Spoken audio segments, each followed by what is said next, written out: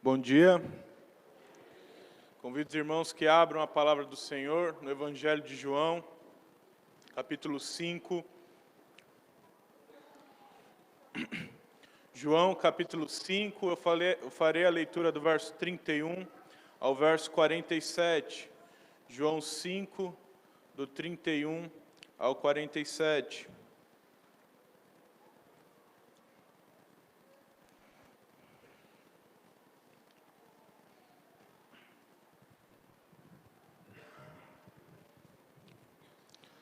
Assim está escrito: se eu testifico a respeito de mim mesmo, o meu testemunho não é verdadeiro. Outro é o que testifica a meu respeito, e sei que é verdadeiro o testemunho que ele dá de mim. Mandastes mensageiros a João, e ele deu testemunho da verdade. Eu, porém, não aceito humano testemunho. Digo-vos, entretanto, estas coisas para que sejais salvos. Ele era a lâmpada que ardia e alumiava, e vós quisestes, por algum tempo, alegrar-vos com a sua luz. Mas eu tenho maior testemunho do que o de João, porque as obras que o Pai me confiou para que eu as realizasse, essas que eu faço testemunham a meu respeito de que o Pai me enviou. O Pai que me enviou, esse mesmo é que tem dado testemunho de mim. Jamais tendes ouvido a sua voz, nem visto a sua forma. Também não tendes a sua palavra permanente em vós, porque não credes naquele a quem ele enviou. Examinais as Escrituras, porque julgais ter nelas a vida eterna, e são elas mesmas que testificam de mim. Contudo, não quereis vir a mim para terdes vida. Eu não aceito glória que vem dos homens. Sei, entretanto, que não tendes em vós o amor de Deus. Eu vim em nome de meu Pai, e não me recebeis. Se outro vier em seu próprio nome, certamente o recebereis. Como podeis crer, vós os que aceitais glória uns dos outros, e contudo não procurais a glória que vem do Deus único? Não penseis que eu vos acusarei perante o Pai. Quem vos acusa é Moisés, em quem tendes firmado a vossa confiança. Porque, se de fato cresseis em Moisés, também creríeis em mim, porquanto ele escreveu a meu respeito. Se, porém, não credes nos seus escritos, como crereis nas minhas palavras? Baixe sua cabeça, vamos orar. Senhor Deus, nós lemos a Tua palavra, te pedimos que o Teu Espírito nos ilumine e aplique estas verdades ao nosso coração, para que saiamos daqui diferentes e mais parecidos com o Teu Filho Jesus. É a nossa oração no nome de Jesus. Amém. No auge do Império Romano, o Império Romano foi o maior império que existiu na face do planeta. Ele abrangia uma área que ia da atual Inglaterra até o Irã, e para o sul até mais ou menos o Egito, um pouquinho depois. Tudo dava cerca de 80 mil quilômetros de estradas. Entre todo o Império Romano, 80 mil quilômetros de estradas, e todas essas estradas, sem exceção, levavam até Roma. Eram estradas estratégicas. Como o reino era muito grande, precisava enviar mensageiros por todo o reino, e sempre eles estavam em guerras, então precisavam que todas as estradas levassem facilmente para Roma. E isso gerou a famosa expressão: todos os caminhos levam a Roma. E assim é nas Escrituras, meus irmãos. Toda a Escritura aponta para Jesus Cristo. Toda a Escritura nos leva a Jesus Cristo, sem exceção. De Gênesis a Apocalipse, o centro das doutrinas de Deus, o centro das Escrituras é o Senhor Jesus Cristo. É importante nós definirmos quais são as doutrinas que apontam para Cristo, como sendo aquelas doutrinas que mostram que Jesus é o Cristo, o Filho do Deus vivo, e quais são as obras que esse Jesus viria a fazer e quais os seus ofícios. Por isso, o tema da nossa manhã, que está no seu boletim, é doutrinas saudáveis que apontam para Cristo. Doutrinas saudáveis que apontam para Cristo. Mas antes de entendermos melhor o texto, nós precisamos entender o contexto em que ele está escrito. E o nosso texto está dentro do relato do ministério de Jesus, que vai de João 1:19 até o capítulo 12. E, mais precisamente, nesse bloco de texto, começa lá no capítulo 5, com a cura de um paralítico, e depois Jesus explicando a sua missão.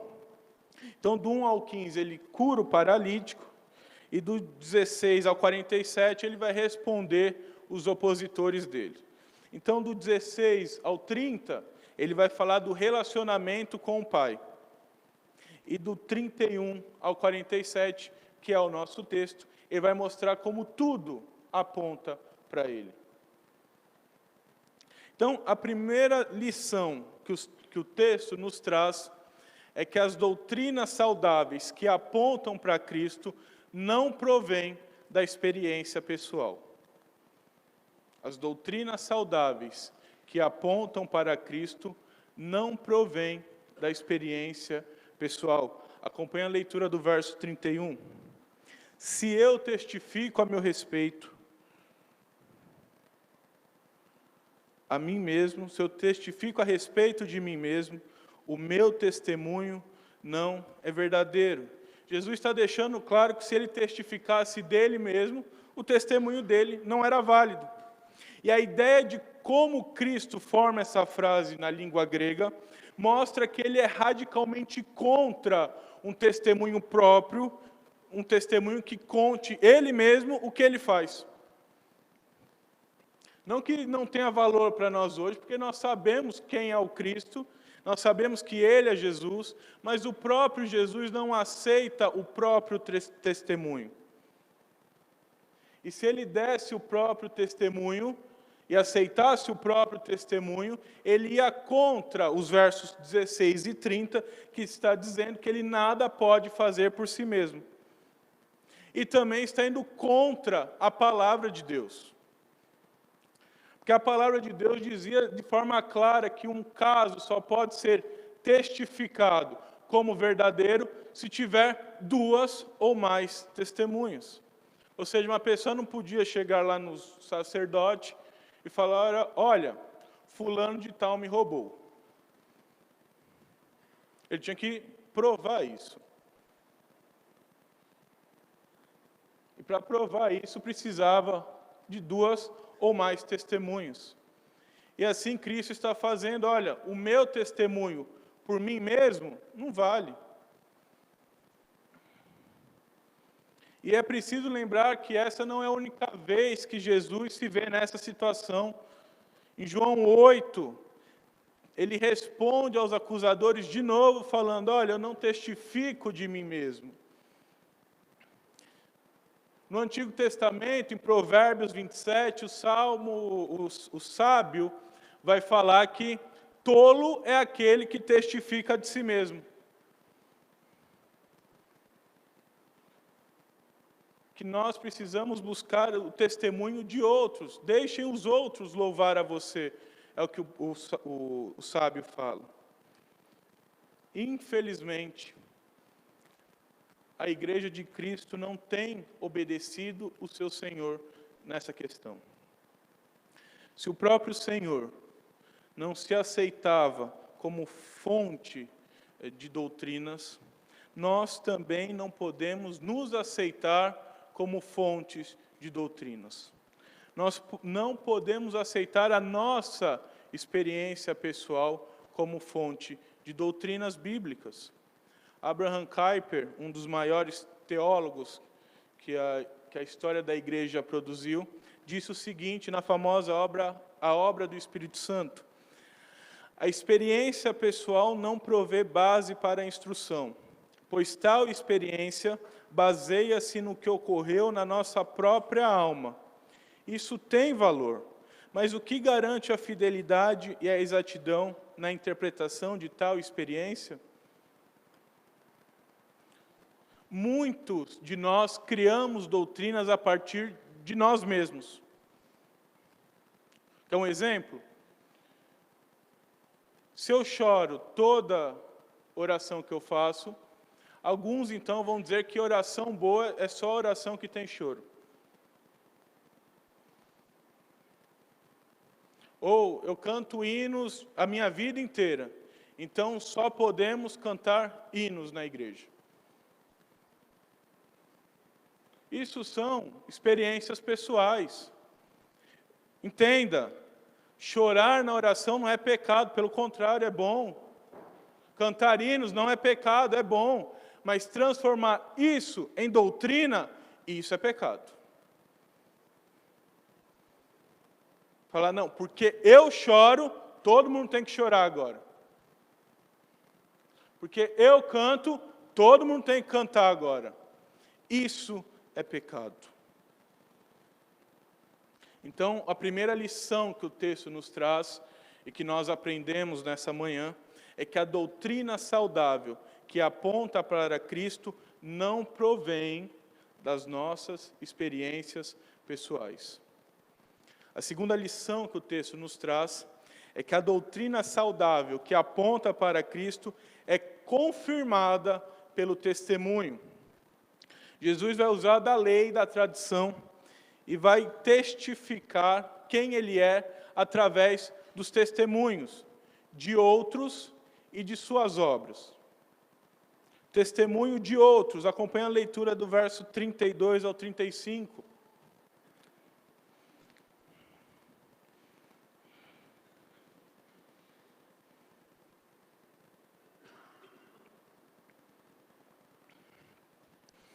Outro é o que testifica a meu respeito, e sei que é verdadeiro o testemunho que ele dá de mim.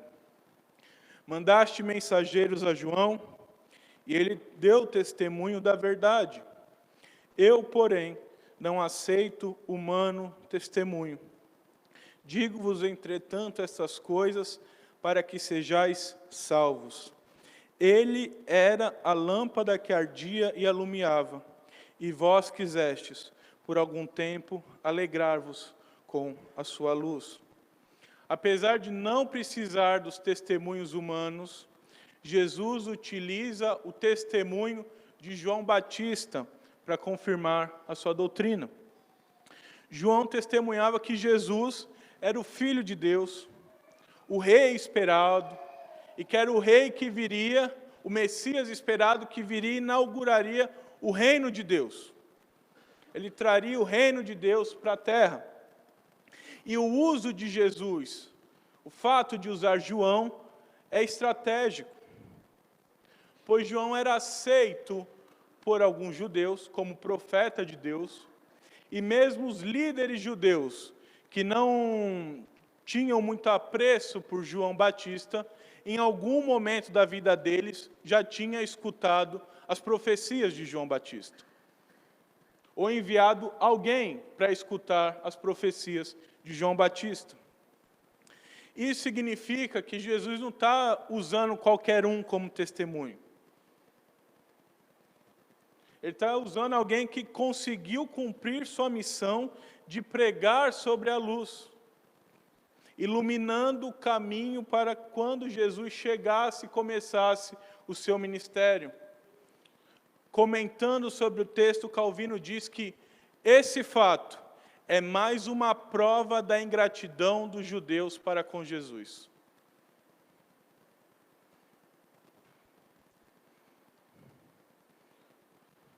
É importante nós nos lembrarmos que no começo do Evangelho, em João 1, João Batista já tinha negado ser o Cristo e dizia que sua missão era preparar o caminho para o Cristo.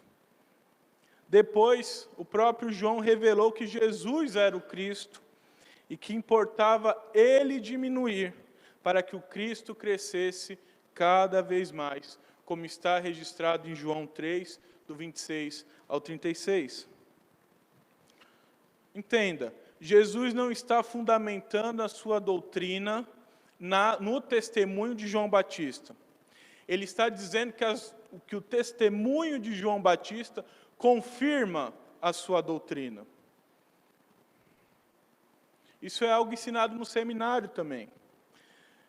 Quando nós encontramos doutrinas bíblicas, nós logo somos instigados a procurar mais doutrinas bíblicas, e a recomendação dos professores é: se você achou uma doutrina bíblica, e se ninguém na história da igreja mais achou essa doutrina bíblica, se nem os pais da igreja, se nem os reformadores, se nem todo o povo de Deus, iluminado pelo Espírito Santo, achou essa doutrina, corre dela que é heresia.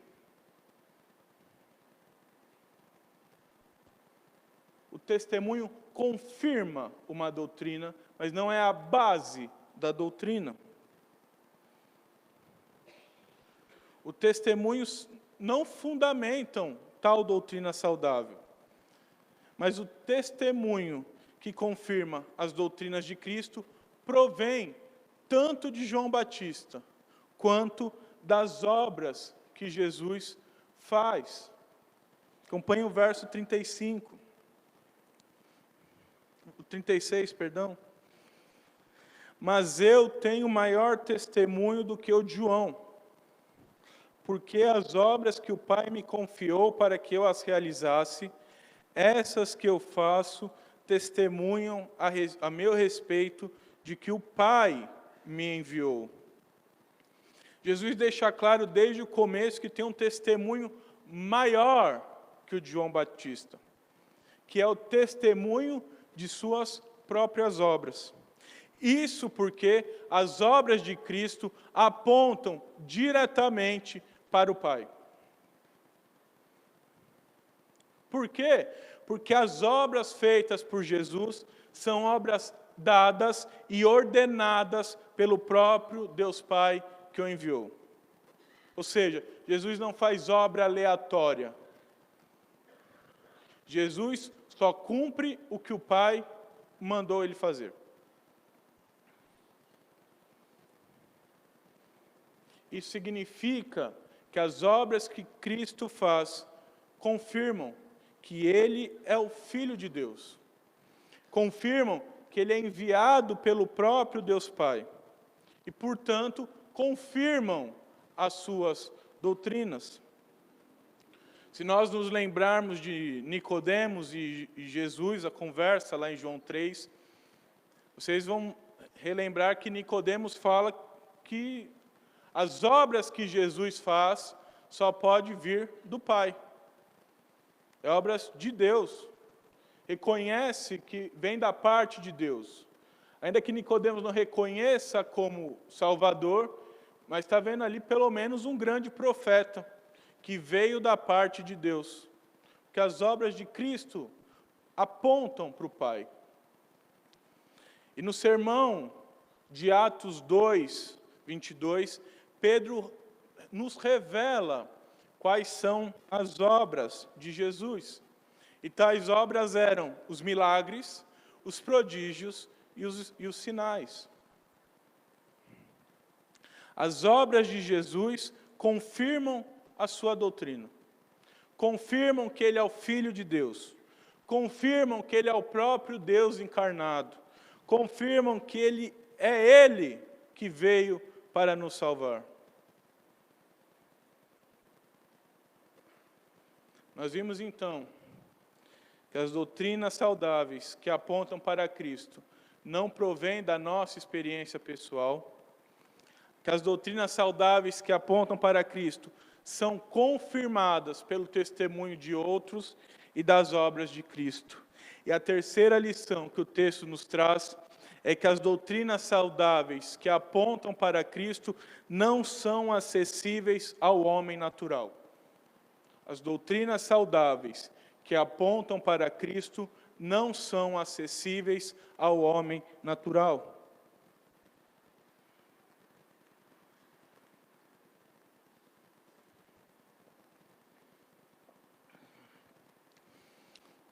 O homem natural é cego por causa do pecado. Ele é morto em seus delitos e pecados. E o pecado corrompeu todo o seu ser e todo os seus atributos. Tal doutrina é conhecida por nós como depravação total. O que significa que o pecado original, aquele lá cometido por Adão, exerce influência sobre nós. Isso inclui a nossa mente, a nossa vontade, a nossa alma, o nosso corpo, as nossas capacidades e as nossas faculdades. Isso significa que nada de bom pode proceder do homem. Bavinck comenta que em Adão toda a natureza humana foi corrompida. Nada verdadeiramente bom pode proceder dela.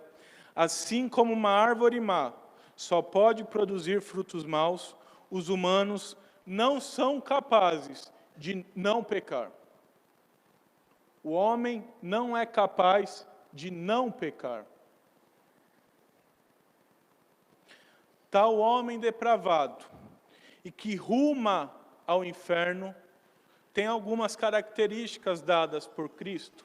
A primeira característica é que eles não conhecem a Deus. Acompanhe a leitura do verso 37, 39 a 39. O Pai que me enviou, esse mesmo é que tem dado testemunho de mim. Jamais tendes ouvido a sua voz, nem visto a sua forma.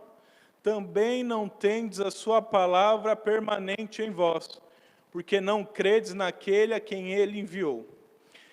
Examinais as Escrituras, porque julgais ter nelas a vida eterna, e são elas mesmas que testificam de mim. É verdade que ninguém vê a Deus. Ninguém viu a Deus Pai, porque Deus Pai é Espírito, é invisível, não tem forma. Mas esses homens também não escutavam a voz de Deus. O homem natural é totalmente corrompido, não conhece a Deus e não conhece a palavra de Deus. Conhecer aqui não é simplesmente saber da palavra, decorar a Torá inteira, decorar a Bíblia inteira de cor, saber sistematizar bem todas as doutrinas, dar referências bíblicas para tudo. Isso o judeu da época também sabia fazer. Jesus está falando com fariseus. E se você lembrar bem, fariseu era um homem douto na lei. Se você lembrar bem, em Filipenses, Paulo fala, na lei eu sou fariseu. Dizendo que, não que ele era fariseu de fato, mas que ele conhecia a lei como um fariseu conhece. Nenhum de nós aqui, provavelmente, sabemos mais da lei do que um fariseu da época. E mesmo assim, Jesus está dizendo, vocês não conhecem as Escrituras. Vocês leem, vocês examinam, mas vocês não conhecem a Deus. Vocês até sabem quem Deus é, vocês não conhecem a Deus de verdade. Porque conhecimento é mais do que ciência. Conhecimento é vivência com Deus. Conhecer a palavra não é saber de cor 50 milhões de versículos.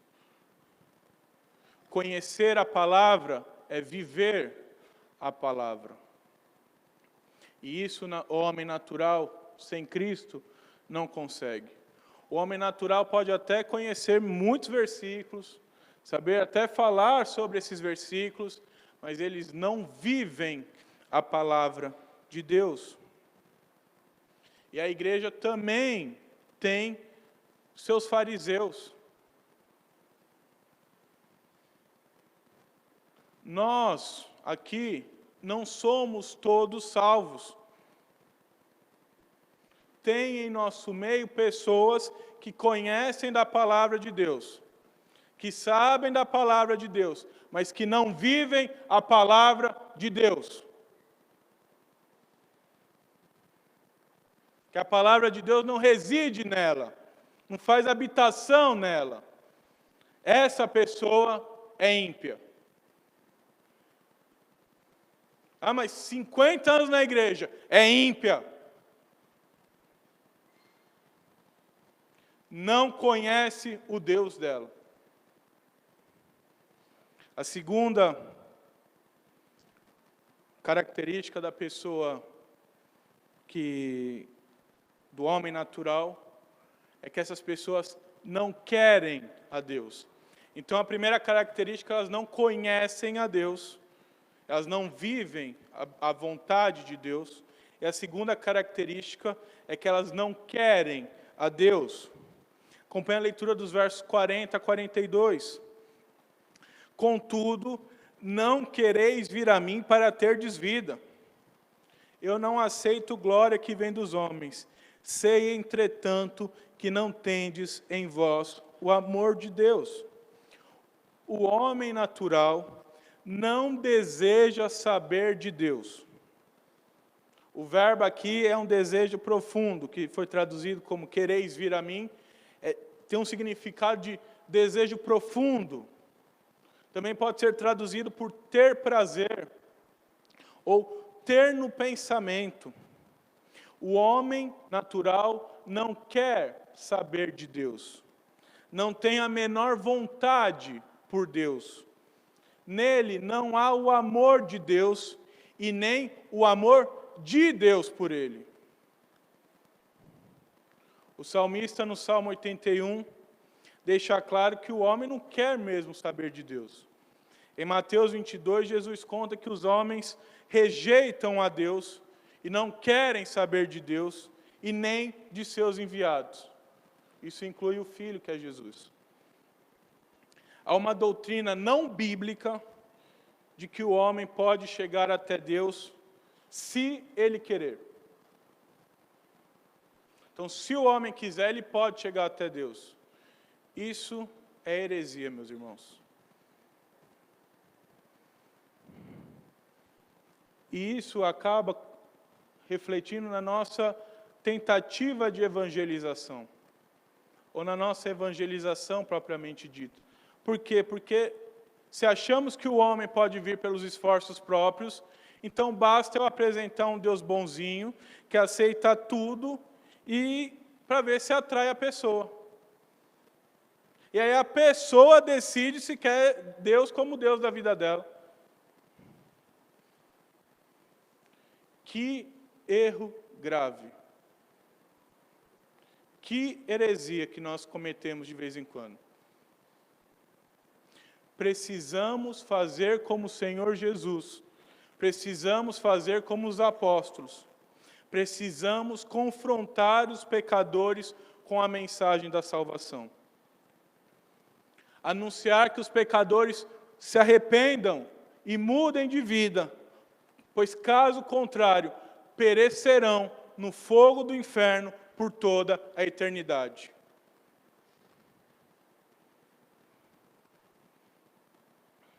É verdade que só aqueles que foram eleitos, remidos por Cristo e depois regenerados pelo Espírito, é que serão convertidos pela pregação. Mas, felizmente, nós não conhecemos quem são essas pessoas. Então, temos o dever de pregar o Evangelho a todas as pessoas. E a todo o tempo.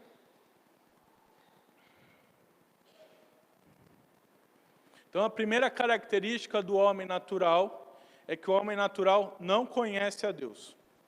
A segunda característica do homem natural é que ele não quer saber de Deus. A terceira característica do homem natural é que ele corrompe a glória de Deus.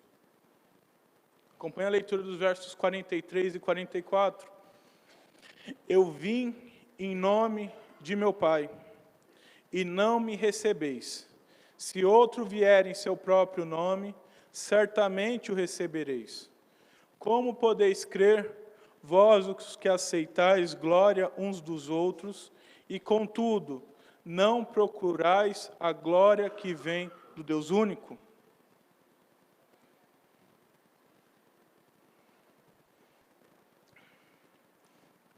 Os homens naturais também corrompem a glória de Deus. Buscam glorificar tudo e todos, menos aquele que é digno de ser glorificado. Essa arbitrariedade dos judeus de abandonar o Deus deles para caçar glória em outros, também é vista com maus olhos pelo Senhor Jesus. E o mesmo ódio que ele tem da experiência humana ser provedora de doutrinas, também é o ódio que ele sente por essas arbitrariedades. E Jesus rejeita de maneira bem clara essa atitude dos judeus. Porque esse é um dos pecados, meus irmãos, que nós acabamos cometendo, e que os judeus cometiam naquela época, que vai contra o 5º mandamento. Como o Catecismo Maior nos ensina na pergunta 130. Sobre quais são os pecados de nossos superiores. E justamente, corromper a glória de Deus para si é um dos pecados mencionados. Paulo exorta os filipenses que eles deveriam viver de maneira a glorificar o Senhor e que esse modo de vida é um modo de vida humilde. Não podemos viver nos vangloriando. Não podemos viver buscando glória de homens. Nós temos que viver para a glória de Deus, pois a glória é dele.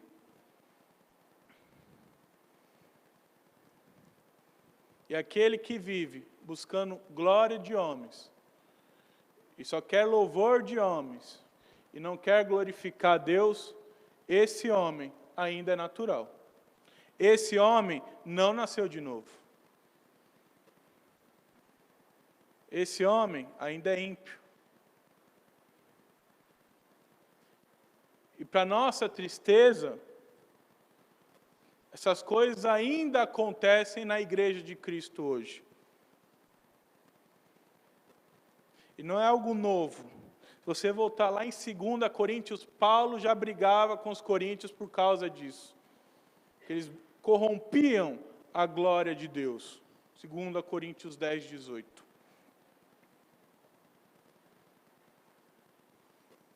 Nós vimos até aqui, então, que a doutrina saudável que aponta para Cristo não provém da nossa experiência pessoal.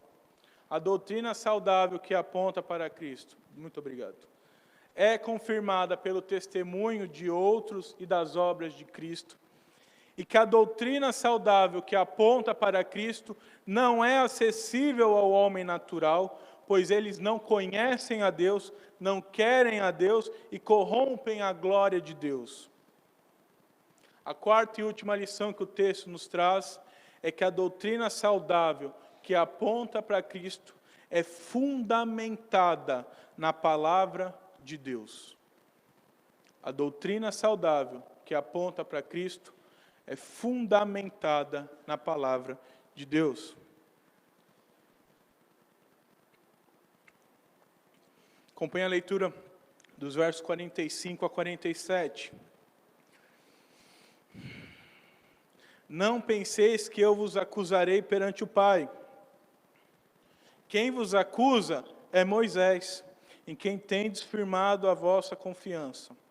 Se de fato cresceis em Moisés, também creríeis em mim, porquanto ele escreveu a meu respeito.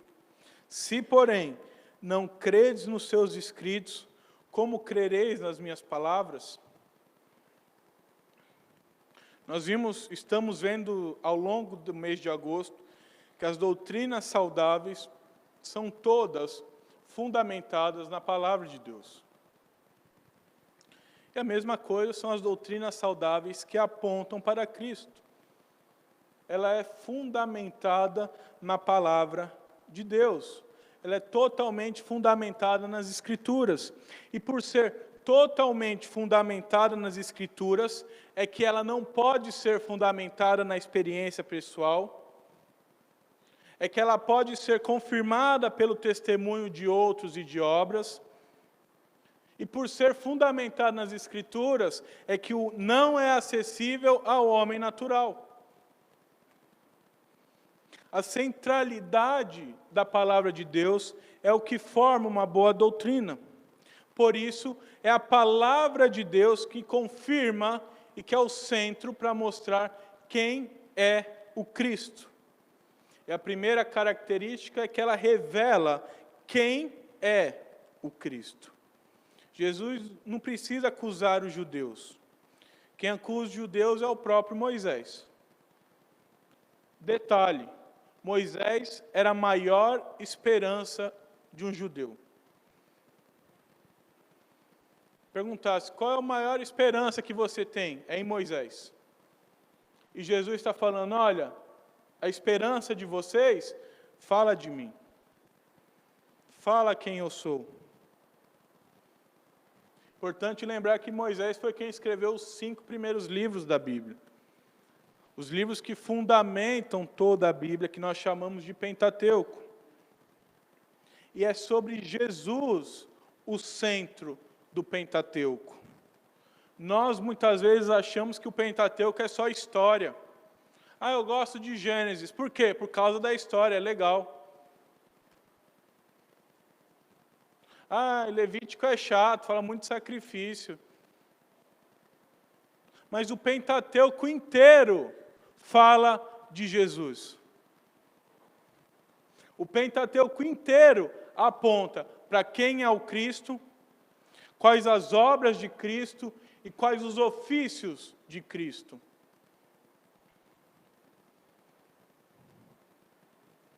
Se você ler, por exemplo, em Gênesis 3,15, essa é fácil. O proto-evangelho.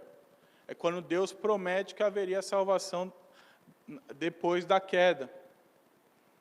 Gênesis 12:3, Gênesis 18:18, Números 21:8, Deuteronômio 18:15 a 18, o livro de Levítico inteiro.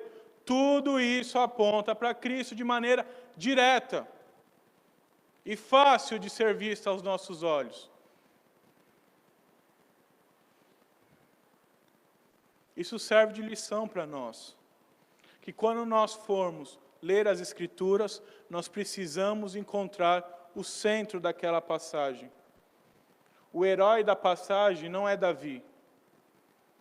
O herói da passagem não é Sansão. Não é Paulo. O herói das passagens, o centro das passagens é Jesus Cristo. Conheça, busque a Jesus em todas as passagens, mas respeite as regras de interpretação de um livro, porque senão acaba caindo em heresias. Conheça quem é o seu Salvador, conheça os atributos do seu Senhor e o que Ele requer de nós. Além da pessoa de Cristo, as Escrituras também revelam as obras de Cristo. Não é possível crer na pregação de Cristo, crer nos Evangelhos, se não observarmos o que o Antigo Testamento fala sobre isso.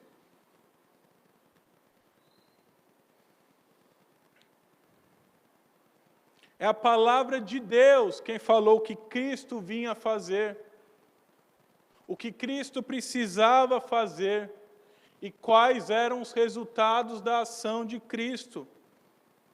E tudo isso só é revelado nas Escrituras e depois confirmadas pela obra dele. O Catecismo de Heidelberg, na pergunta 19, diz: como podemos conhecer as obras e quem é o Cristo? Através do Santo Evangelho que o próprio Deus, de início, revelou no paraíso, depois mandou anunciá-lo pelos santos patriarcas e profetas e o prefigurou por meio dos sacrifícios e das outras cerimônias do Antigo Testamento. Cristo, desde a criação até o Apocalipse. Na parábola do rico e Lázaro, Lucas fala, Abraão responde ao rico que se ele lesse os profetas, ele encontraria a salvação. Se os parentes dele lessem os profetas, encontrariam a salvação e que não precisava um morto sair do túmulo e para pregar para eles. Mais uma vez, nós não conhecemos porque nós não examinamos as Escrituras. Se nós examinássemos as Escrituras, entenderíamos que Jesus ainda intercede por nós, que Jesus nos prepara lugar junto dele no novo céu e na nova terra, que nele já vencemos a morte, que nele ressuscitaremos e seremos unificados ao nosso novo corpo incorruptível, e assim com ele habitaremos por toda a eternidade no novo céu e na nova terra. Concluindo, meus irmãos, nós vimos que a doutrina saudável, que aponta para Cristo, não provê da experiência humana, é confirmada pelo testemunho, não é acessível ao homem natural e é fundamentada na palavra de Deus. Não existe nenhuma sombra de dúvida que Jesus é de fato o Cristo, o Filho do Deus vivo. Por isso, se você ainda não crê nele, creia, arrependa-te,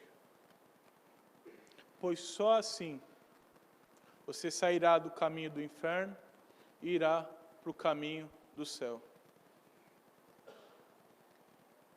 Como o próprio João, no verso 31, capítulo 20, disse, o propósito de ter todo o evangelho de João escrito é para que creiais que Jesus é o Cristo, o Filho de Deus, e para que, crendo, tenhais vida em seu nome. Que Deus nos abençoe. Vamos orar? Santo Deus, tua palavra foi lida e exposta. Que o Senhor seja conosco, Pai, e que possamos fundamentar nossas doutrinas sobre teu Filho na tua palavra, entendendo que ele de fato é o Cristo, ele de fato é o Senhor e Salvador de nossas vidas, e sem ele não podemos ser nada. Sem ele o que nos resta é o inferno, mas nele e pela obra dele nós temos a salvação. Obrigado, Pai, por tudo.